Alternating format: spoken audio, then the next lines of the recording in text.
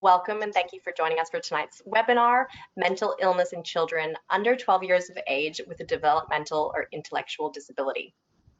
Before we begin, I'd first like to apologize for running a few minutes late, but I would also like to introduce myself. My name is Sydney and I'm from the PHN Education team. I'm joined tonight by Dr. Kenneth Nunn, Olivia Gregg, Jody Caruana, and Erica Drew. Before we begin, I'd like to acknowledge the traditional custodians of the land that we live and work on. For myself on the Central Coast, that is Darkinjung land, and I'd also like to pay respect to elders past, present, and emerging.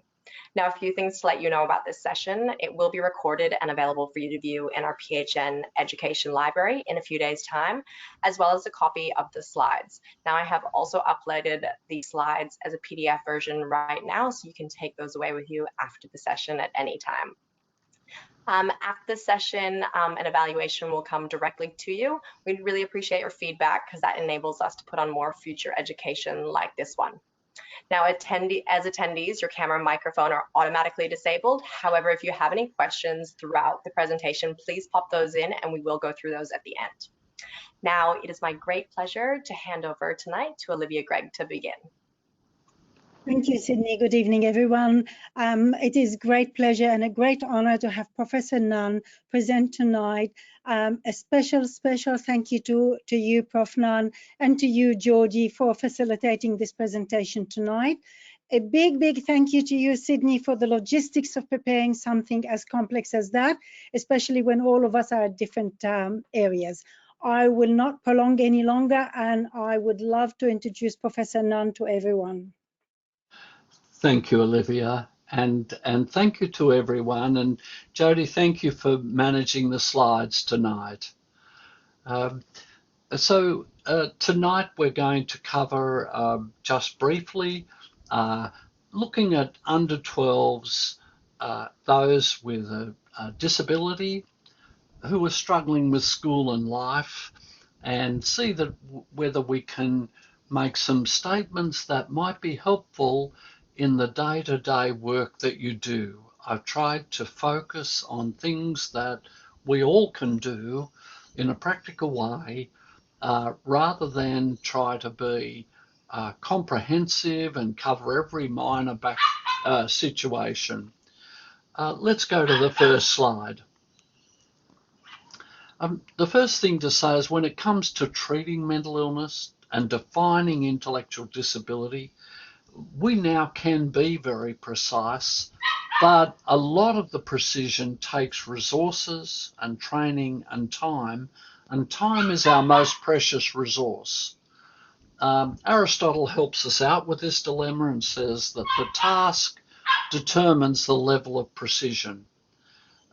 We don't want perfection to be the enemy of the good, but we also want to do a good enough job. And here what I'm really saying is, what sort of precision do we need in our work when we're working out whether someone has a disability to get on and do something to be helpful? Let's go to the next slide. First of all, here's an approximate approach to disability. Is the child operating 2 years behind at school? If they're operating 2 years behind in one area, one subject area, consider a specific learning disability, but in most subject areas, consider a mild intellectual disability. Doesn't mean they have one, but as soon as it becomes 2 years, it becomes an issue that you know that child can't just make up suddenly for lost ground. Now, as well as intellectual issues or academic issues, is the child operating greater than 4 years behind in their social age? Again, you may say, well, how would I know if it was 4 years? And the best way is simply a guesstimate by talking with a parent, observing the child, but also saying how that child seems to be in relation to other children and seems to be in relation to their peers. Sometimes the person who knows this best is the teacher, and they will have said, look, they're a long way behind the other kids. Now, if it's just at school, and we know that the child's battling socially, we should think about social or separation anxiety. Again, it's unusual for it to be really 4 years. 4 years is a long way behind your peers, but it's surprising how many children out there are already that far behind. But if it's at home and at school, consider an autistic spectrum disorder. There's a lot of magical statements about autism. It's a social disability. It's a difficulty with relating socially that arises early in development and is primarily a brain disorder. But the important thing about it is you can get all sorts of refinements, but at the end of the day, it's a social disorder that characterizes the child's life. And if there's no social impairment, there's no autism. If there's social impairment and it's greater than 4 years behind, then you really should be thinking, well, what's the cause of this social impairment?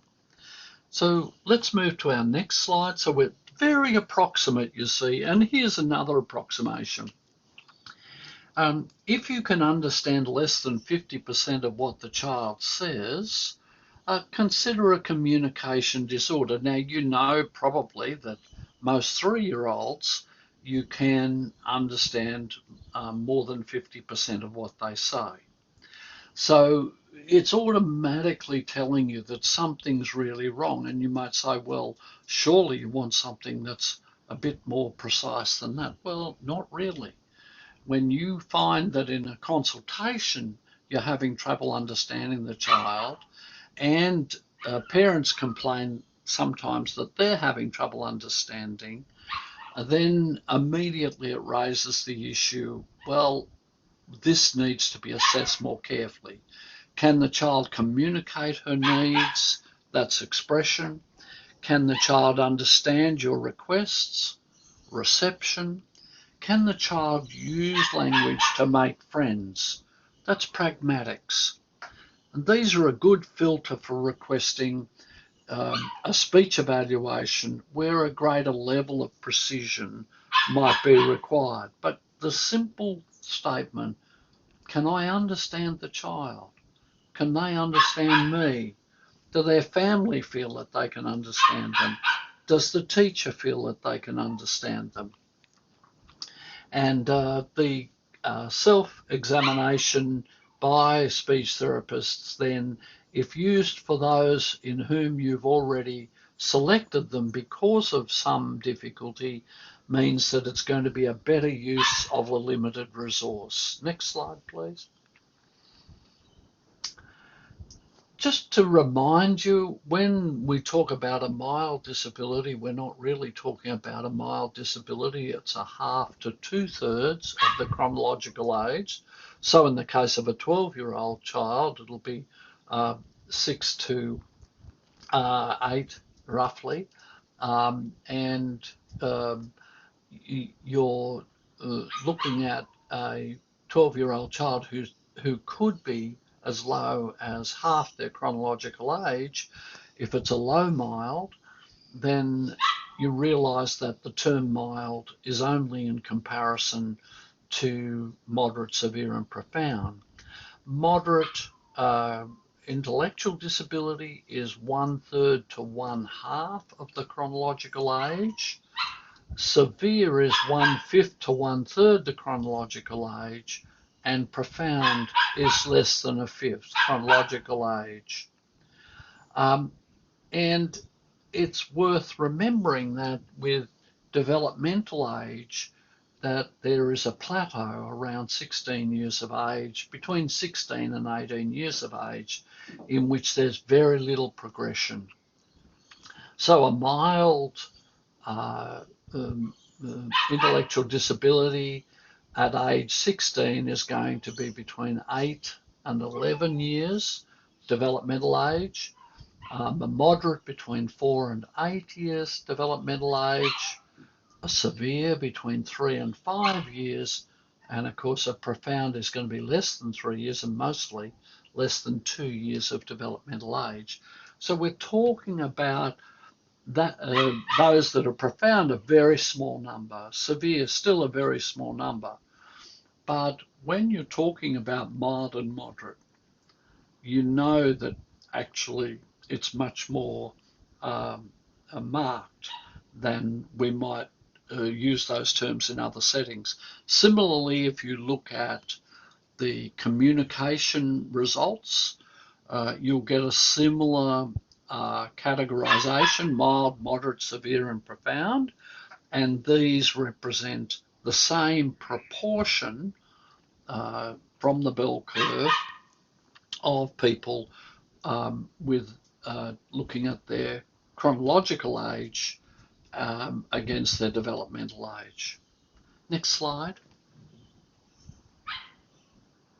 Now, why are we focusing on under 12? Of course, I was invited to speak about under 12s, but I thought it was a pretty good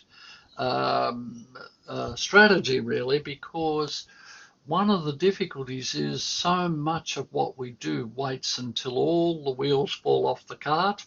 In high school, year 5, 1 year before secondary school, and the big transition, the huge transition between a nurturing primary school in which everything is done around the child, and generally there are only 1 or 2 teachers that are primarily involved, to year 7, where everything is done around the teachers and the children travel from class to class, and there are sometimes many teachers, and that transition puts enormous stress on children with disability. Secondly, I should say, so getting things in place the year before the last year of primary school makes a lot of sense. It also makes sense to get in before puberty. Sometimes puberty's already started, but we know that children with disability are going to have special problems facing disability when they've got the problem of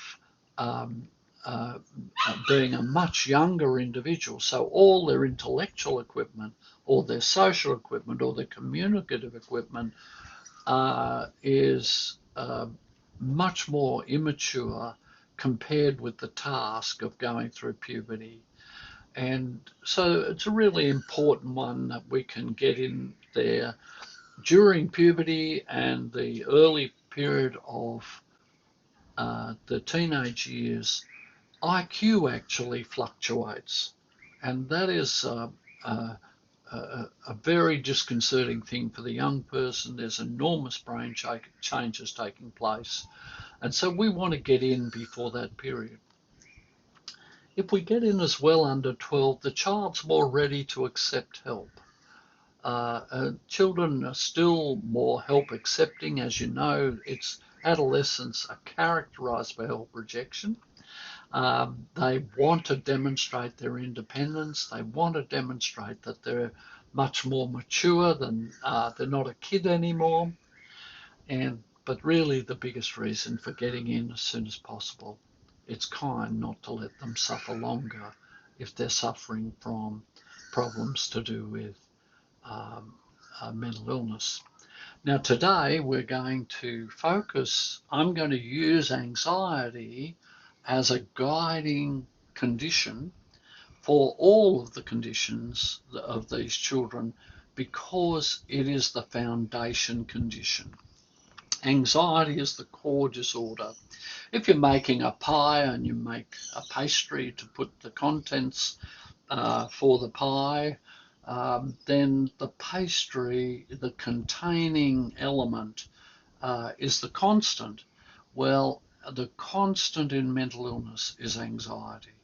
Whatever else happens, you can treat an illness, there's always a residual anxiety, and that residual anxiety is what we are concerned to get, and that's about worries and fears, and particularly threats. Now, anyone can be worried or fearful or feel threatened for less than 3 days, and almost always, if it only lasts that long, it's usually normal. If it's lasting upwards of 3 weeks, we want to put a flag up. We want to say, look, we don't know whether this is going to be a problem, but we're worried that it's sticking around for so long. And if a whole school term is involved, 3 months, we definitely must address it because something is persisting and distressing. Next, please. So when we talk about anxiety, we're often what people are calling that children don't tend to talk about anxiety, they talk about worries.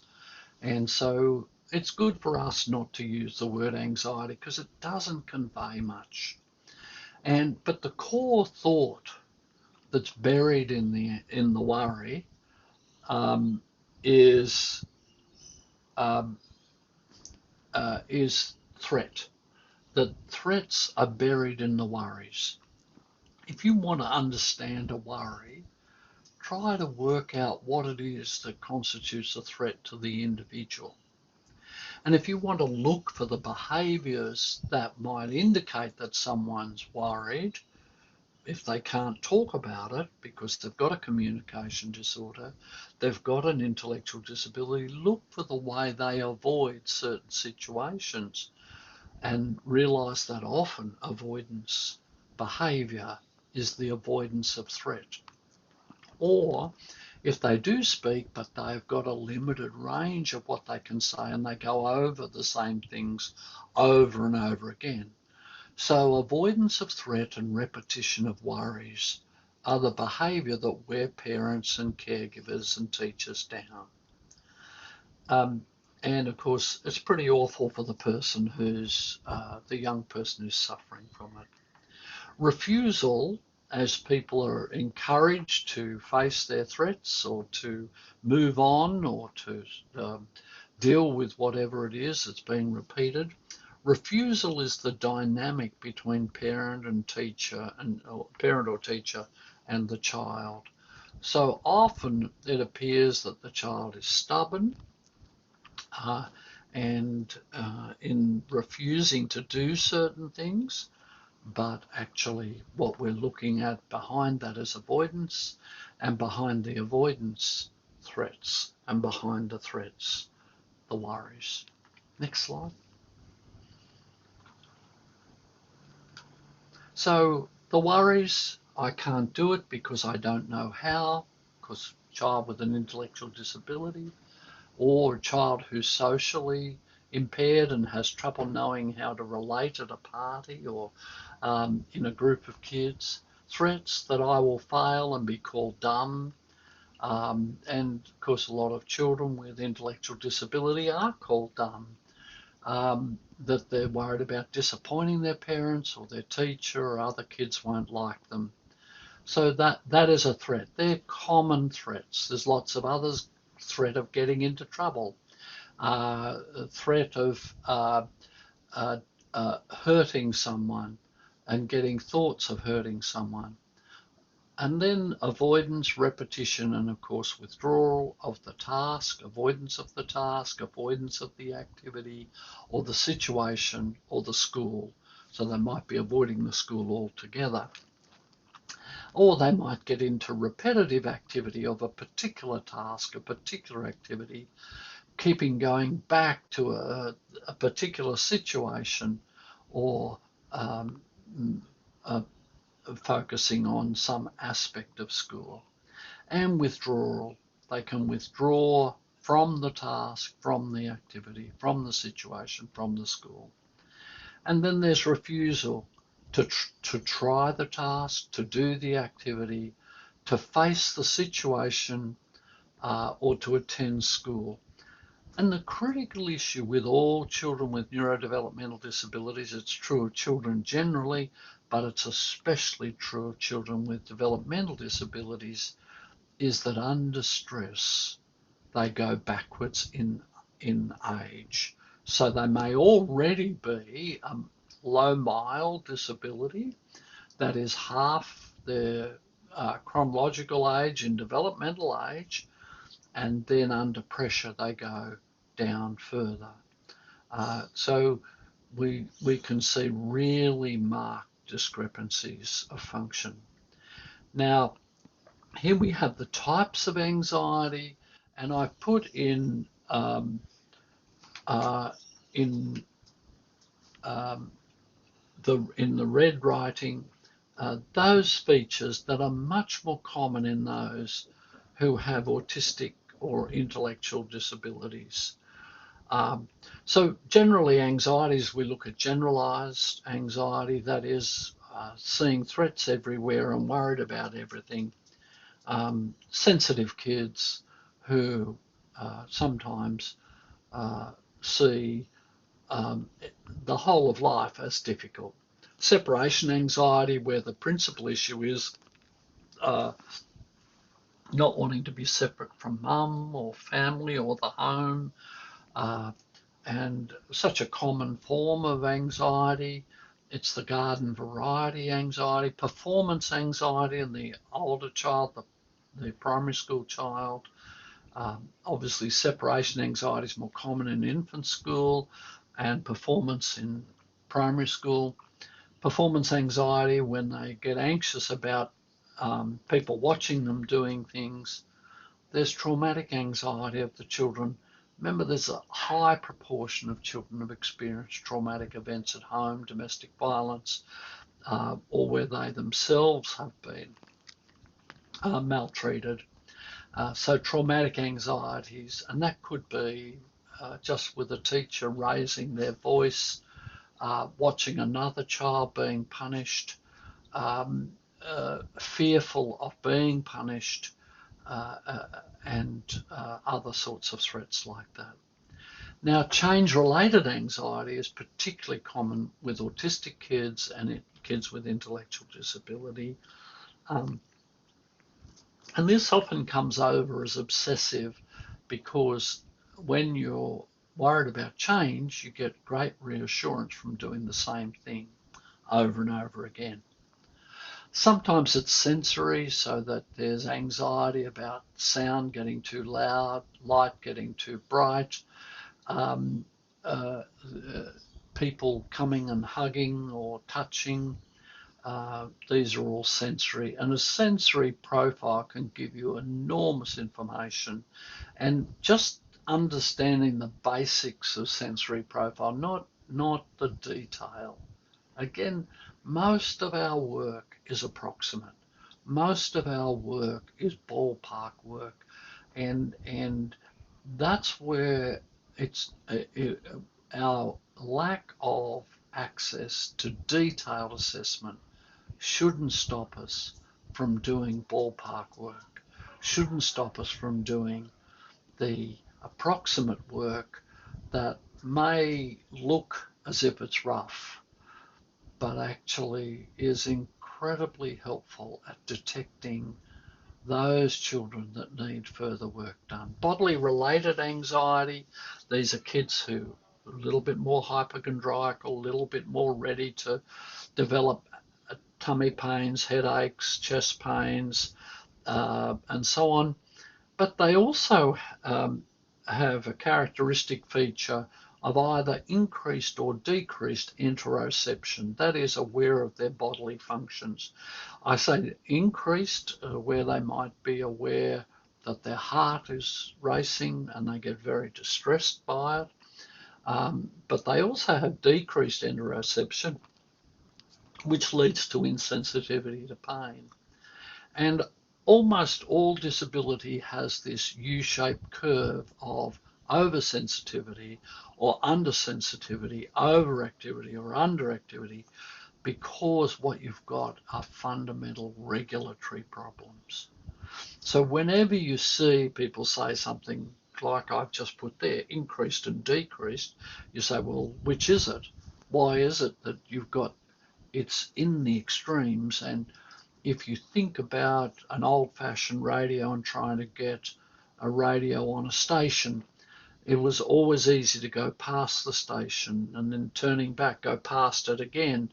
Getting it right on the station, the precision of the dial on the old-fashioned radios for selecting a channel was related to the capacity to line up a specific wavelength. Now, that's in the brain. When you lose capacity, you lose nuance in the center. You lose the capacity to deal with the middle ground. And so you've got an approximation.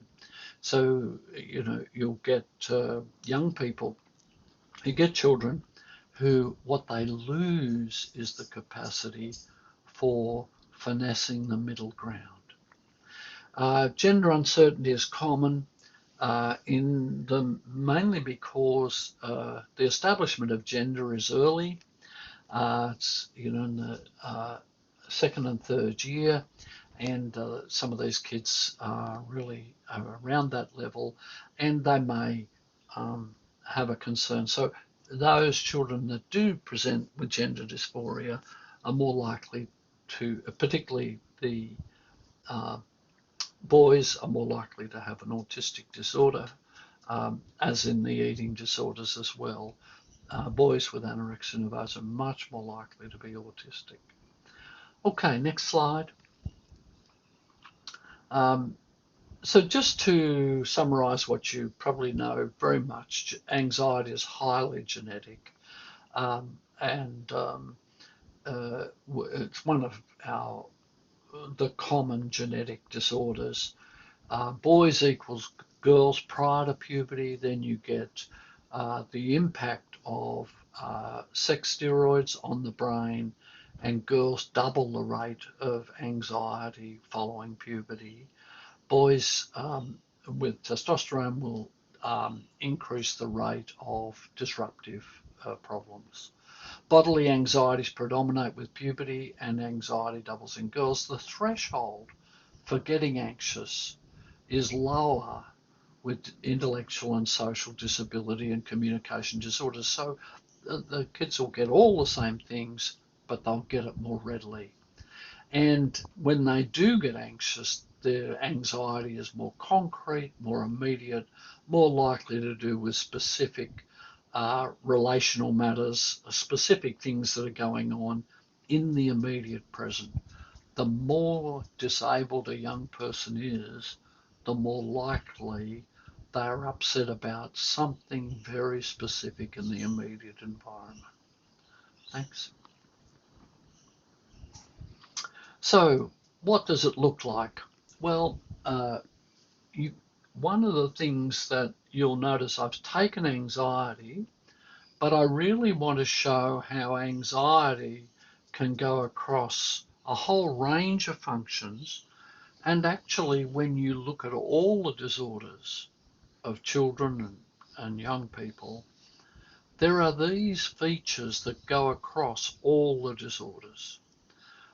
Difficulty concentrating, attentional failure, activity extremes so a normal adolescent can go from being extremely active, particularly in the afternoon and evening, to extremely slothful early in the day.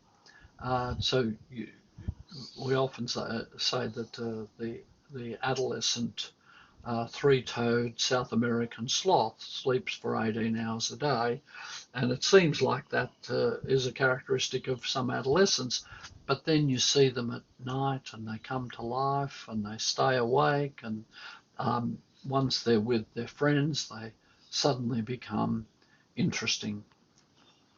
Anxiety in extremis is when the anxiety is not subject to comfort, reassurance. It can't be assuaged. If it tips over from the physiology of the sympathetic nervous system into motor activity, we call this agitation.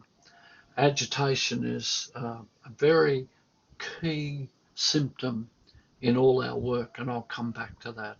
And of course, if it's very extreme, attacking of the self and aggression towards others. Now, anxiety can lead to all of those things, as can depression, major mental illness, and so on. So these are what we call transdiagnostic symptoms. Next, please. We might just go into those in a bit more detail. So arousal extremes, when the person is overwhelmed by the turmoil of their own activation or profoundly shut down. See the extremes? Again, losing the finesse of the middle ground. Attentional failure, when goal-directed cognition fails. Activity extremes, when the regulation of motor function fails. Anxiety and extremis, when the sense of threat is unassuageable. And agitation, where relief is sought desperately but is unfindable. Attacking the self, when harm is directed at the self, the aggression of self-injury. So it's aggression, it's some attempt to get some sort of relief or reduction in tension. And aggression, harm to others, where the aggression is uncontrollable. So all of these can be mild to severe across many diagnoses, and again, we're looking at transdiagnostic symptoms that first and foremost characterize anxiety, but then also appear in other disorders. Next, please. So here's three early signs of emotional arousal. Vasomotor changes of the face. This can be pallor around the lips. It can be migratory vasodilatation, little patches of red moving around. It can be a solid wall of flushing from the nipple line up. But vasomotor changes that can be rapid within milliseconds, mediated through the autonomic nervous system. Widening of the eyelids, particularly in people where you have trouble seeing vasomotor changes because of their skin color. Then widening of the eyelids where you can see the white of the eyes right the way around is a very common sign of hyperarousal. And the third one is tachypnea. Get used to watching children, and particularly disabled children with intellectual and autistic disabilities, and when they are just beginning to get anxious, you'll see their breathing rate go up quite quickly. And those three signs are just three helpful things. Of course, there are others, but they're three signs that will help you to start to put things in place. Non-medical interventions in the first instance that might help them to offset going on to full escalation. Next, please. Here's three signs of agitation. Remember, if arousal breaks out into motor activity, then motor activity is agitation. If agitation breaks out into the surrounding environment, we call that a containment breach, and that's once that's happened, it makes it all harder to deal with. The person's damaging property, or they're hurting themselves, or they're hurting others, or they're running away. But the key signs of the onset of agitation are restlessness, inability to focus, and the non-specific search for relief or expression. And while that's just commencing, you can still de-escalate them verbally often, and with a calm voice and a respectful, helping them, redirecting them, and so on. But if they have established agitation, you know that you've got to use other measures. It might be the use of medication, it might be taking them for a walk so they can walk it out when they can't talk it out. That's the feature that established agitation makes it very hard to verbally de-escalate. Next slide, please. And in a lot of children with disability, they appear to be, when they refuse, when they avoid, when they become anxious and become angry, what appears to others as defiance is often reliance on the parent or the carer or the teacher and fear to be away from them. So if you're getting people reading reliance as defiance, then they're going to get confused and they're going to actually do things that escalate the defiant side of it. Well-meaning family members and friends can try to encourage independence without thinking about how to go about it. Oh no, you just give in to him all the time, etc., etc. Well, all of that might be true, but it needs a strategy. It doesn't just need someone making well-intended comments. Parents normally have thought about that a lot, but are just often not sure how to go about it in a particular situation. Remember, as a general rule, with children with disabilities, that make or break solutions with children with disabilities usually break. Next. So what usually works in ID and ASD, intellectual disability and autistic spectrum disorder? Well, these are things, they're just very simple things, low expectation activities. You know, pushing people, but you're involving people. There's little expectation, and it's based on the sort of activities that are based on an approximate developmental age, both socially and intellectually. Uh, putting, Making sure that any pressure in a task is borne by the adults, not the child. Involving a great deal of repetition, so things that involve repetition to gain mastery and confidence. Repetition drives everyone crazy from the point of view of these children, because they get a lot of reassurance out of repetition. It's sameness is very reassuring. Change is very unnerving. But being able to do tasks where they gradually learn how to do them better and better, and get confidence with them, is incredibly reassuring. In familiar situations with familiar people, if you want to make a change and teach new skills, it's really good to do it within the situation of the familiar. Remember, if you want to introduce novelty, you've got to have a lot of familiarity. With sensory titration, just as you use medication in doses, we try to use sensory material in doses. Not too many things, not too many people, not too much noise, etc. And involve, wherever possible, that they gain skills without even realizing it, like going in a swimming pool, gradually getting stronger in the pool, learning how to do things as they play. Next.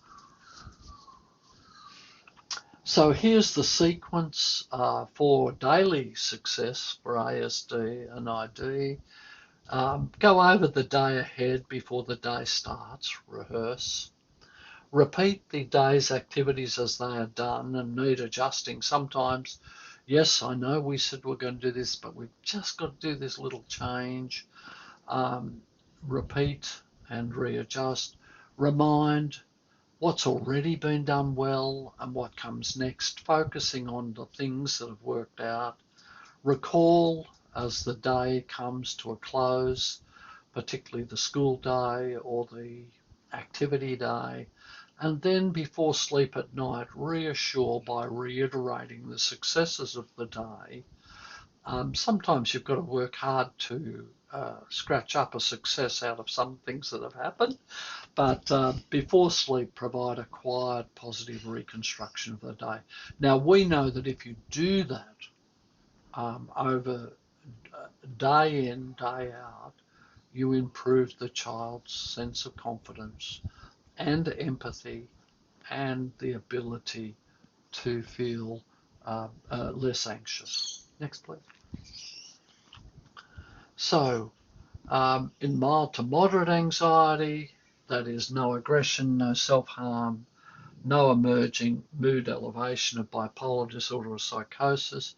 Consider all the non-medical solutions. If these fail or distress grows over a 6-week period, consider low-dose sertraline, and that normally means starting with a dose of about 12.5 milligrams. That's half of one of the 25 milligram tablets given in the morning, and then increase by 12.5 milligrams every 2 weeks until you reach 2 milligrams per kilogram per day. Now, that is much slower than many of you will have been used to, but in children we do it slower, we start lower, we go slower, and we watch to avoid the upfront side effects that occur, like agitation, like activation.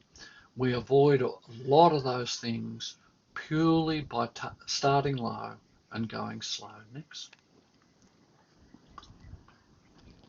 What can be done for most children? Will take the pressure off in terms of time and performance. Name the threats and the associated reasonableness of avoidance and refusal, that we understand that why they might want to avoid it, why they might want to refuse it, so that they're not always feeling that people feel they're being stupid and irrational. Speak simply, clearly, and avoid words like must, ought, have to, and any induction of guilt or threat. You're really trying to take out coercion out of it. Give a simple story of how to get from here to there very, very slowly. Support the parents to meet the child's needs, not everyone else's expectations. And parents are often under a lot of social pressure not to make a fuss, but actually sometimes everyone just has to adjust and put up with it. Next. When it's moderate to severe with aggression, self-injurious behaviour, first reduce arousal and agitation. Second, give an opportunity to walk it out before trying to talk it out and enable sleep. Third, when the crisis is over, try to understand the threats and the fears. Don't try to understand the threats and the fears in the middle of things or to discuss them. Fourth, put in place non-medical solutions. And fifth, slowly draw away from acute treatments and put in place long-standing treatments. It's very simple. Basically, you're calming them. You're giving them an opportunity to gradually resolve it through physical activity. And then in the crisis, you're not trying to deal with the underlying issues, and you're doing all the things to take the pressure off. Thanks. Next one. And in terms of medicine, reducing arousal and agitation, voluntary medicines that we use are quetiapine for moderate arousal and agitation and olanzapine for severe. We give we give an opportunity to walk it out, as I said, but we might, and to enable sleep, and we'll use quetiapine for sleep, usually XR and usually 5 milligrams per kilogram per dose. Just going through the same issues, and then when you come, after you've gone through the non-medical solutions, you might look at things like risperidone, paliperidone, which is a more modern, less problematic version of risperidone, or even as when you're past that, you don't want weight gain to be an issue, moving to Abilify or aripiprazole.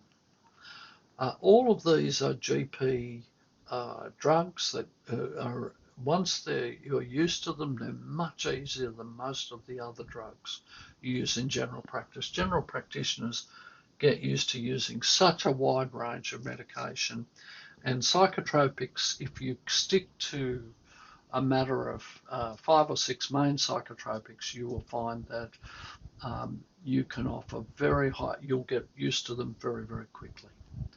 Okay, next. If safety is an issue, then ambulance and police if necessary.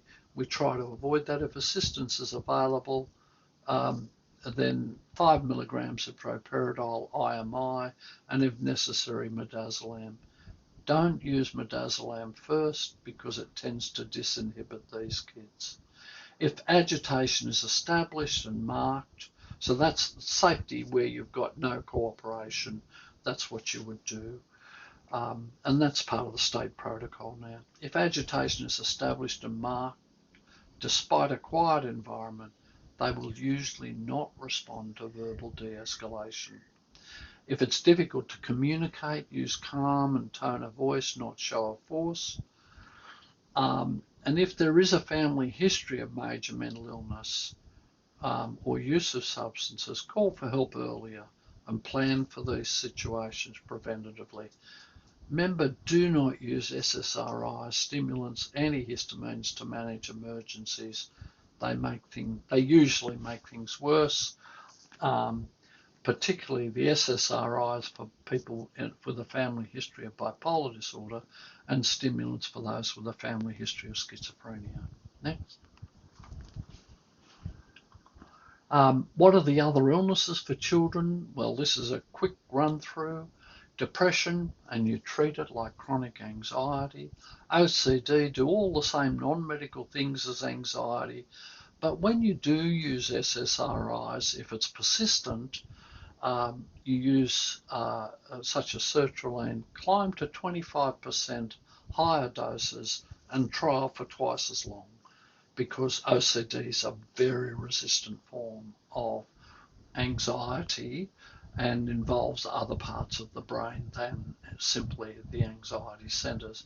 Tourette disorder is inherited in the same family groups as OCD and often benefits a lot from treatment with low-dose risperidone.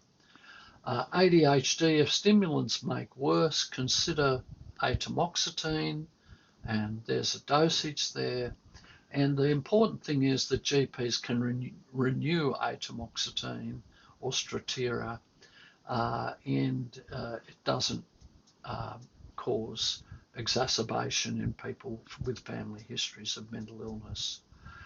Although bipolar disorder, schizophrenia, and treatment-resistant depression are all more common in this population, but they're still uncommon. I'm not sure what I meant by expectations there, but essentially it's important to know that it is possible these kids are much more likely than the rest of the population, even though it's still a minority. All respond beneficially to addressing anxiety, as I've said, and the major mental illnesses will need long-term psychiatric input and co-management with a psychiatrist. So, the problem with psychiatry is the small numbers of us, the small number of child psychiatrists especially, and so each GP is builds up a real experience with this group. Thanks. Next one.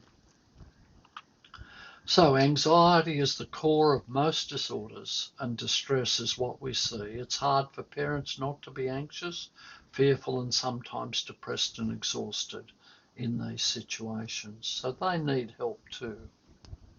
Next one. So there we are. That's the presentation for tonight, and if there's any specific questions, I'm happy to answer them.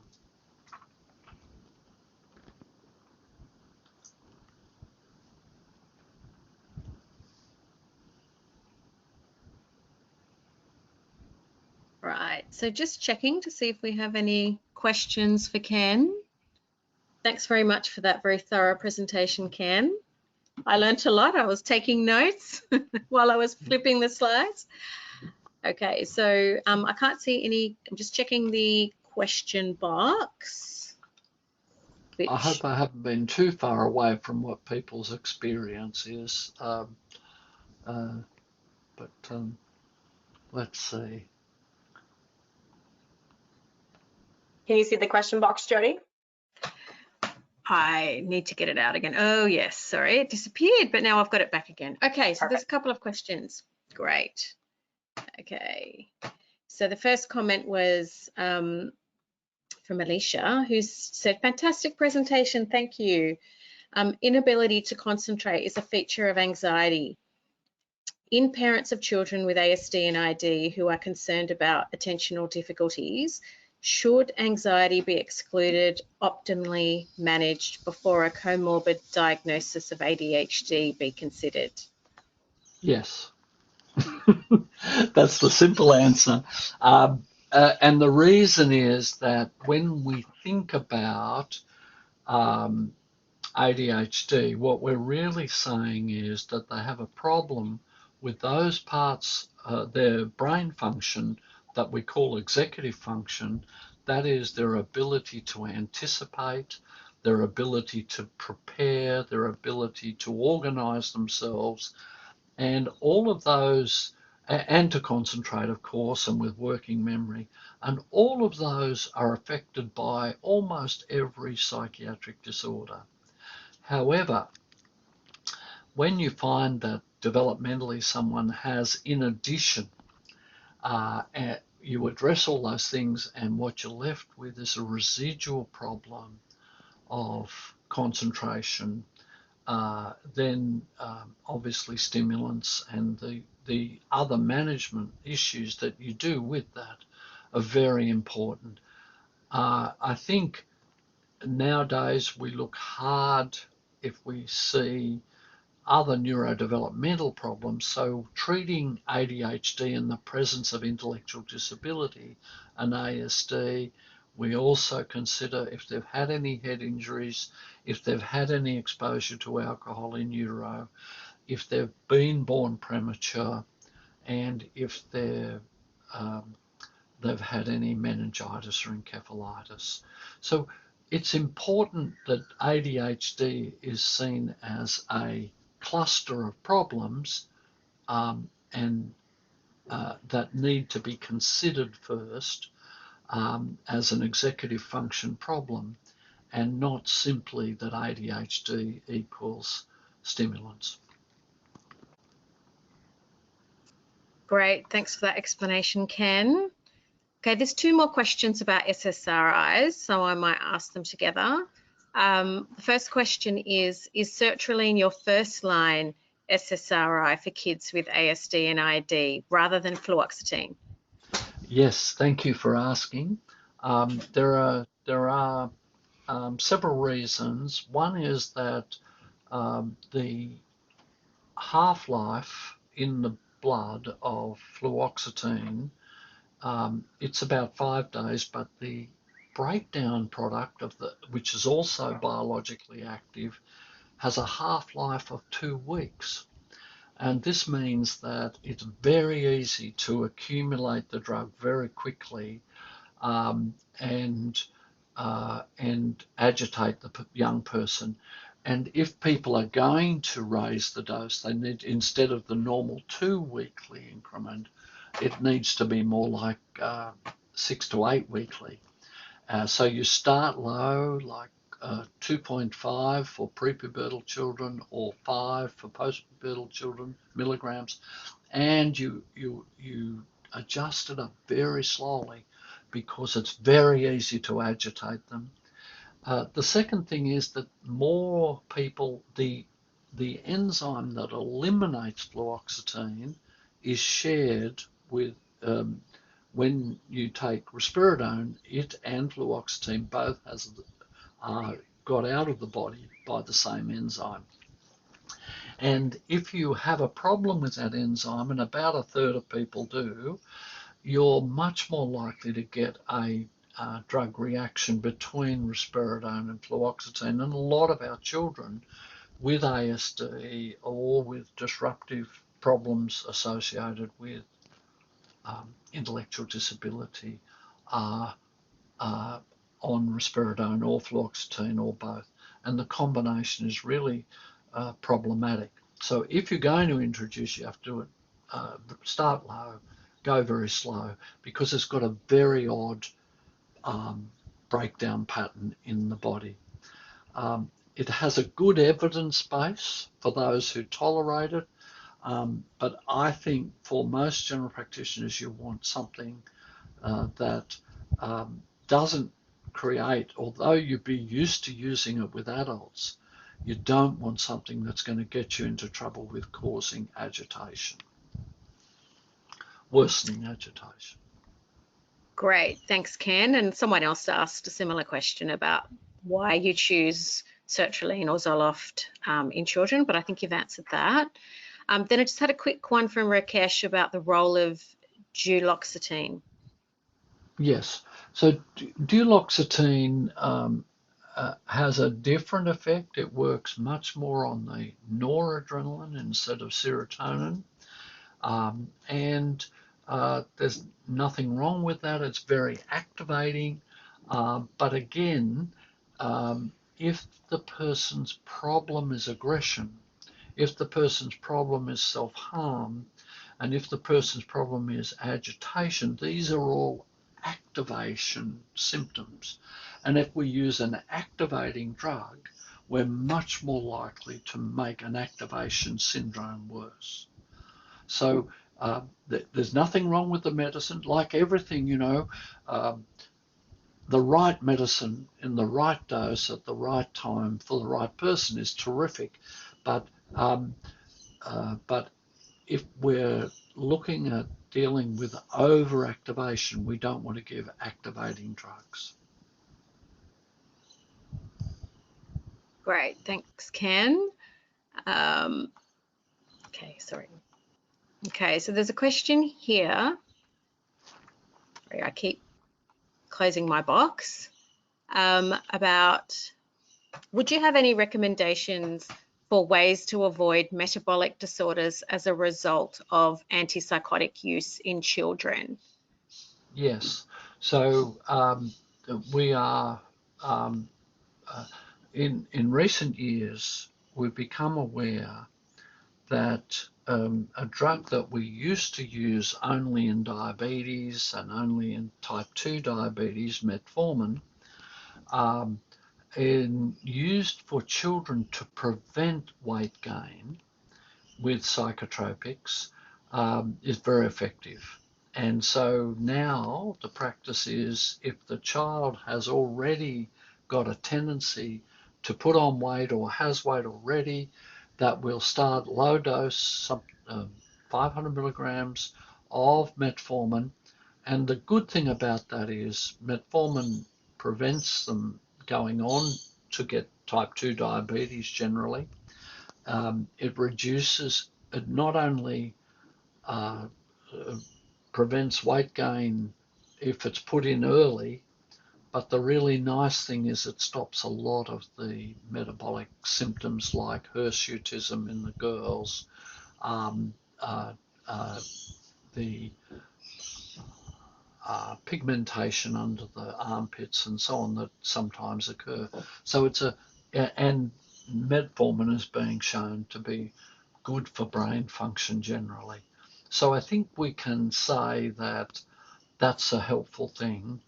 And at the same time, starting out with weight gaining medications is often necessary if the problem is severe, but we now have a range of weight neutral drugs or even weight losing drugs that can be used, and there's some really excellent medications that we use now that don't cause weight gain.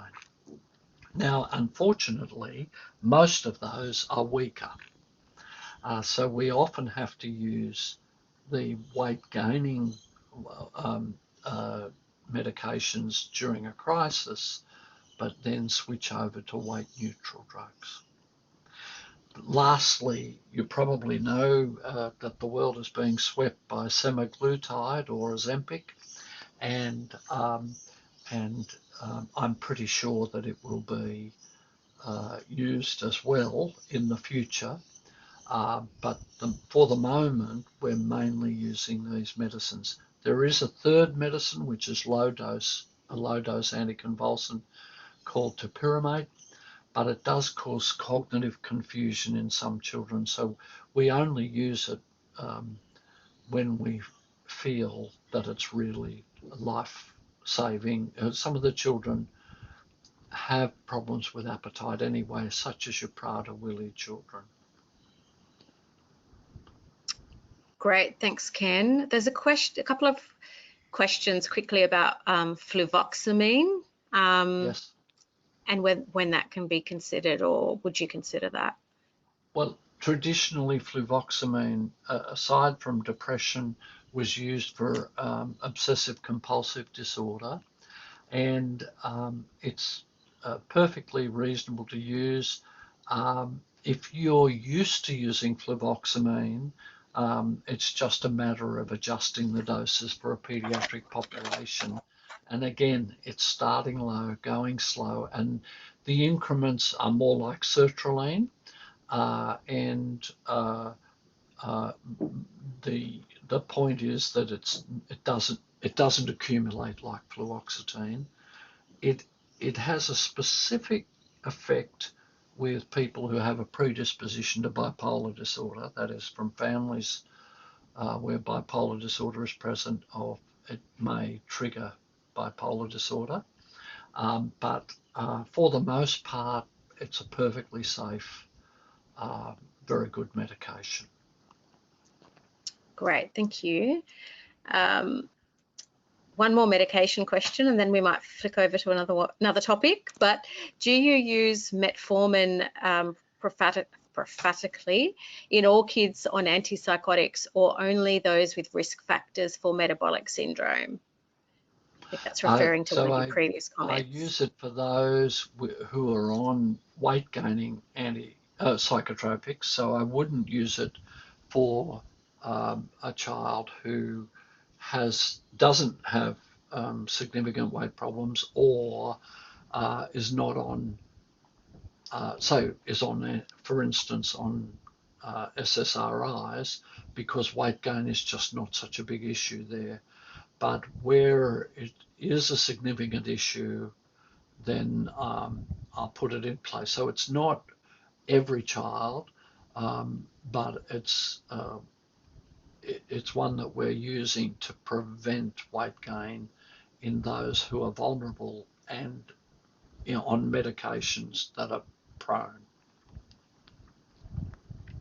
Great, thank you. Okay, this other question is about, do you have any tips on behaviours that warrant psychiatry referral for possible psychosis in minimally verbal children or children with communication disorders? Yes, in fact, we've been looking at, and if people would like to do this in a future presentation, all of the less typical signs. So children who have a drop in their hygiene level, particularly with adolescents, and particularly if girls drop in their hygiene, we need to look at the possibility that they've got an emerging mental illness. The age group that are much more likely to present with psychosis are in middle to late adolescence. So the genetic unfolding of, I mentioned about puberty, but the genetic unfolding of mental illness predisposition occurs in middle to late adolescence. So first of all, there's the age group. Secondly, there's the change in behaviour. Thirdly, there's the deterioration in function from a previous better function. And there's the loss of engagement with the young person. And I think that's the saddest aspect, is when people see that they feel they're no longer able to engage in the same way as they did previously, despite the young person getting older, supposedly more mature. They're losing contact with the young person. But I have a presentation on that, and if people would like me to circulate it to them, we can do that, or if you'd like me to present on another occasion. But it's all pretty self-evident, but once you think about it, but particularly I want to emphasize the loss of hygiene, and you won't see the level of disruption in a house to the level of when someone becomes psychotic, and but they may show themselves to be organised outside the house, and then you come inside and it's just a litter of both biomatter from dogs and cats and food and so on. Those sort of signs should alert people that that change means something. Or loss of hygiene, where suddenly people are starting to not worry about whether they shower or not. Great, thanks, Ken. I might pass over to Olivia and see if you have any questions for Ken. Oh, thank you, Georgie, and thank you, Prof. Nunn. It's been an amazing presentation. I have learned so much being the GP alone, and getting questions from GPs a lot of the times about young persons with anxiety and intellectual delay. I don't have any questions for you. I'd rather leave the floor for the GPs because they're more worthy of your time than me. Oh, not at all. It's been lovely communicating with you, Olivia. It's been an absolute pleasure, Prof. Nunn. Okay, I'm just going to, I don't think there's anything in the chat. So I think we have concluded all the questions that were asked. I'm just checking the question box again. I think that's it. Can I just say, Jodie, that I believe that if people understand anxiety, they will find that when you understand it for the person with the young person with a disability, it will help you with every other part of your practice. Every other part of your practice, whether it's to do with a child with asthma, a child with diabetes, and a famous psychiatrist said many years ago, in the beginning was the Word, and the Word was anxiety. And I think they were trying to get over the message that anxiety is so primal, and sometimes many of the parents we're dealing with are more anxious about the treatment than they are even about the condition. And when we see that, we watch them become fearful. So we put forward solutions and we watch them become fearful of the solutions. And once we understand anxiety just a little bit better, it makes our whole practice that bit easier.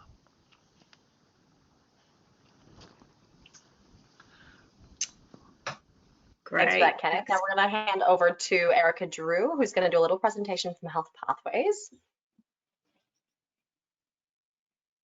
Can I, yep, there we go. Yes. There's the pop-up to show my Yay. screen. And my audio is working, Sydney?